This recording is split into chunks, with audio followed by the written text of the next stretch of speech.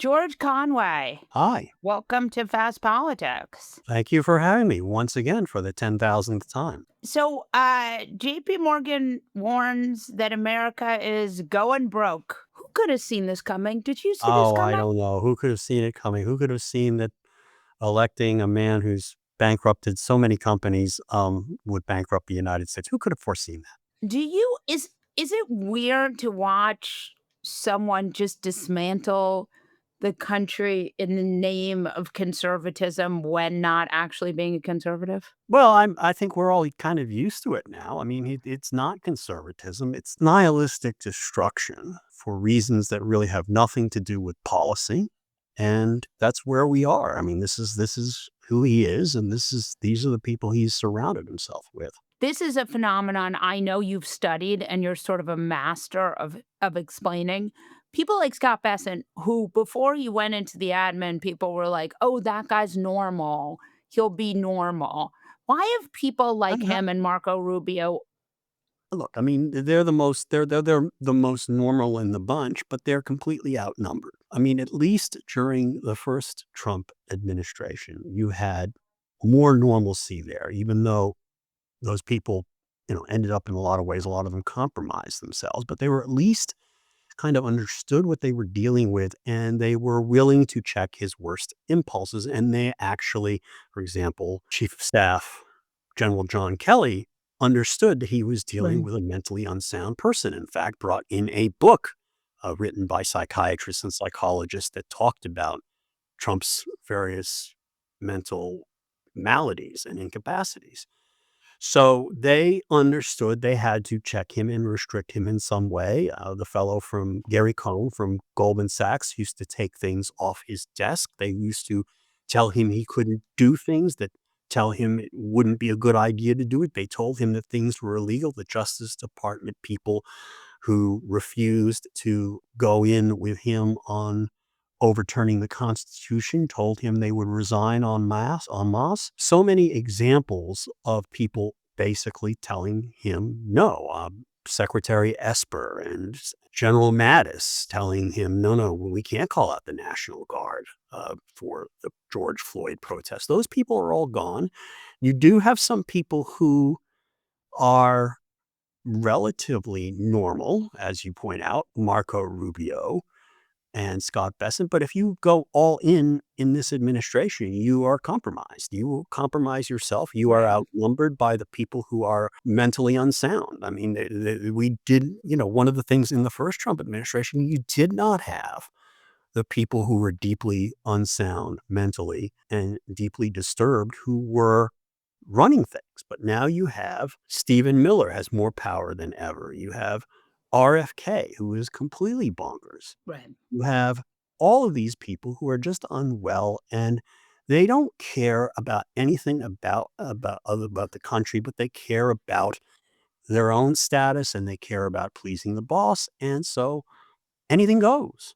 So that's the big difference. One of the new phenomenons that I think is new from Trump 1.0 is this where Donald Trump tries to out crazy a member of his administration. So when he was with RFK Jr., he said RFK was like, maybe Tylenol. And then Trump went like whole hog on Yeah. vaccines. And you saw that with Pete Hegseth too. Pete Hegseth called everyone in to have a meeting, and the meeting was like, don't be fat. And then Trump was like, and I will speak next. And he was like, they're the enemy within. So explain that because that's new. They're all unwell. I don't know any other way to explain it. And you have a leader who is a narcissistic sociopath, as I've said so often, doesn't care about anyone other than himself, lacks any moral capacity for judgment, lacks any remorse, lacks any recognition or understanding of truth. Truth is whatever comes to his mind that he feels he wants to impart. And it's usually something that involves his own glorification. And he now has his way. He has control. There are people, no one is willing to tell him no, and if they do, they're gone, including U.S. attorneys who say, well, we can't bring these charges. So basically, we have a sociopathic, an unstable, mentally unstable government because the people at its head, and especially the one who had been checked in the first term to some extent, even though it didn't seem that way at the time, is now unchecked. And then you have these women, which is a little bit new, like Lindsay Halligan, these women who are sort of his henchwomen who come Yeah, in. yeah, I guess I that was again sort of again, an they were not necessarily new in the sense there have always been women around him, I think, I don't know where I got this information, who will do his bidding. I don't think there's anything new about it. I honestly don't, and I think that, I mean, we saw Sarah Huckabee Sanders, we saw my ex-wife, right, they threw their lot in with Trump. And in a weird way, they empathized with Trump because what happens is that Trump brings you into his fold. You end up defending him. They treat him like kind of a wayward child, but it's their child. So attacks on him, they view as attacks on themselves, and then they get attacks that are made on them bonds them to Trump, and it's a very bizarre phenomenon. And I don't, but again, I don't think that's unique. I mean, I think it happens with the men too. I think there's a Stockholm syndrome aspect to it, right, but I also think, again, to go back to the original point I'm making, is that the people who surround him now are the worst of the worst. And there aren't enough right, people, even the bad people in the prior administration, those people understood when things had gone too far. Ivanka, right. my wife, they understood, they understood when things went too far, and they were willing to, at least try to organize themselves and place themselves in a way that could slow things down, even if they weren't, thoroughly principled and they didn't, resign out of protest or do anything like that. And there is none of that now. In fact, it is this sort of warp speed kind of thing, which I wonder, like, there was this piece in the Wall Street Journal this week about how Trump was so emboldened that the Middle East thing had made him just as emboldened as we've ever seen him. That tends to lead to him overplaying his hand. Correct. I mean, and that's how ultimately narcissistic sociopaths who attain some position of power, they run out their string because they don't know limits and they don't care about limits. And they also, they're obsessed with revenge and they're obsessed with their own glorification and their power. And then they begin to think that they are invincible. And, I mean, it ends in the bunker, so to speak. I mean, if you ever watched the movie Downfall, which I've always urged people to watch, it's a German language film about the last 10 days in the Führer bunker. It was a completely unreal place. And you had Mm, this man who was leading everybody into destruction. And it was a result of his, they called it at the time, megalomania. And that's what we're seeing today with Trump. Now, the question is, when people like that overstep and they finally go too far and they overreach the way Hitler did with Operation Barbarossa, and the question is, how big is the blast radius when they blow themselves up? And the right. sooner they blow themselves up, actually, the better, because the longer it goes, the more destruction they create. And that's always been, you've heard me use the term blast radius with Trump for years, I think. And the question is, when Yeah. he ultimately will blow himself up, the question is, what does he take with him? He ran as a populist. We're seeing a lot of people talking about how they're disappointed with a lot of what he's done. I don't know if it's the same as last time or more or less, but talk us through what you think. Do you think he comprehends that? Do you think he doesn't care? His polling is real bad. First of all, I don't think they give him those poll numbers anymore. I mean, who Right. wants to, who is going to volunteer to bring that information? And So you who don't who think he wants? sees them?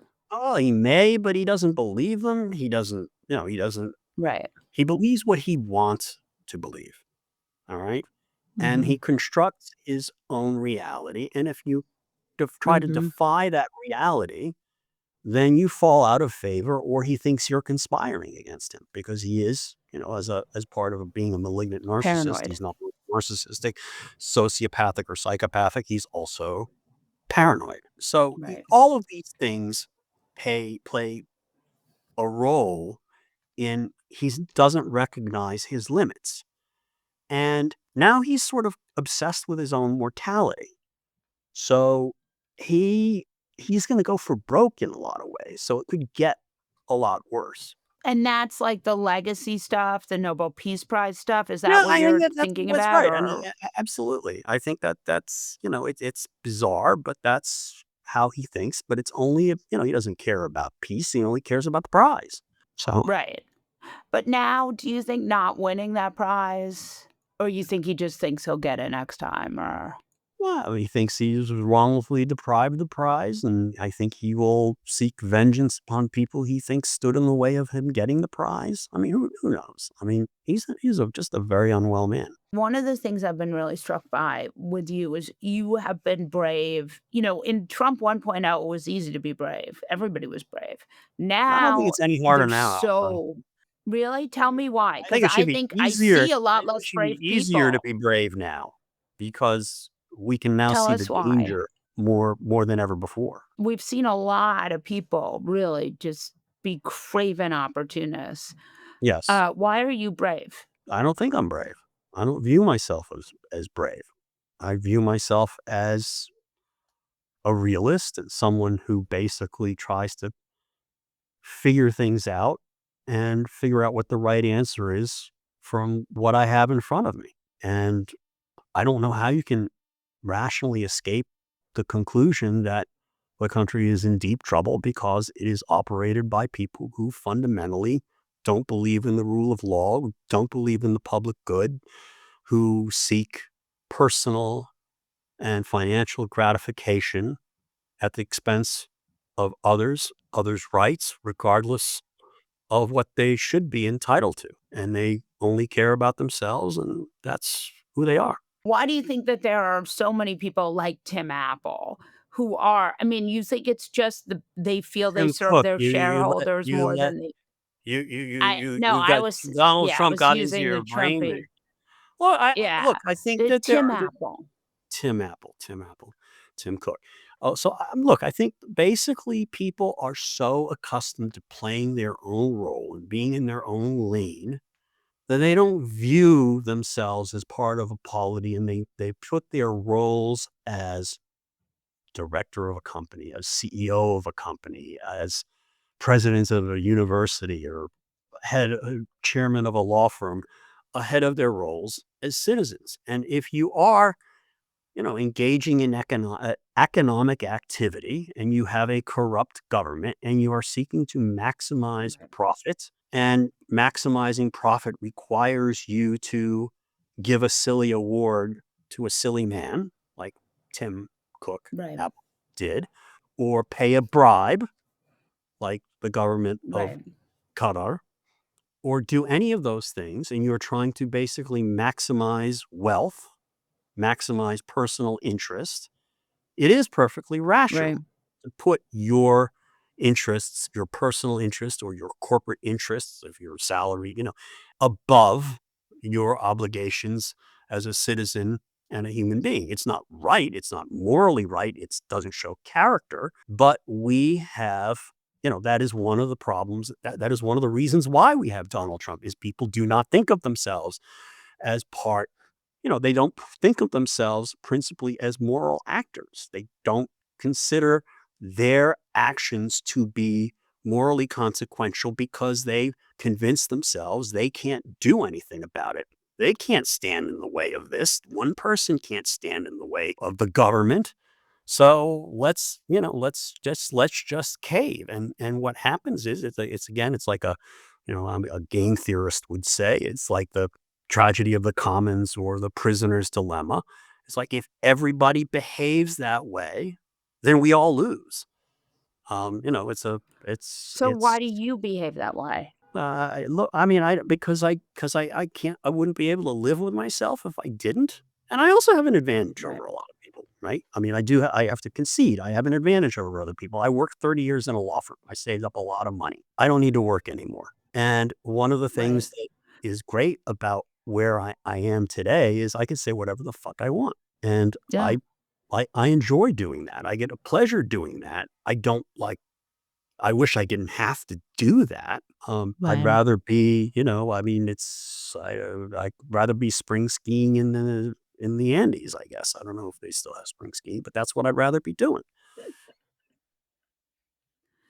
I don't I don't know mean what to to compliment you because I know how much you oh, hate that, I don't but like I being think complimented. of I don't think I mean, you as I don't someone think who I should get credit for doing what should be done, all right? And that's not meant to right, criticize no, people who I it's not meant to criticize people who are just like, the FBI agent who's trying to serve the public and get his pension and and so on. I can't blame people for making the best of their situations as they are, and they have families to feed. I don't, I don't fault that, but I do think that a lot of people who are in a position to do something, to take a stand, are putting their desire to get a third home somewhere above above right. above the interests of the public, and I think that's very, very short again, just against the interests of the polity, against the interests of the public, against their own freedom and their own rights, and surrendering that to essentially, authoritarian lunatics,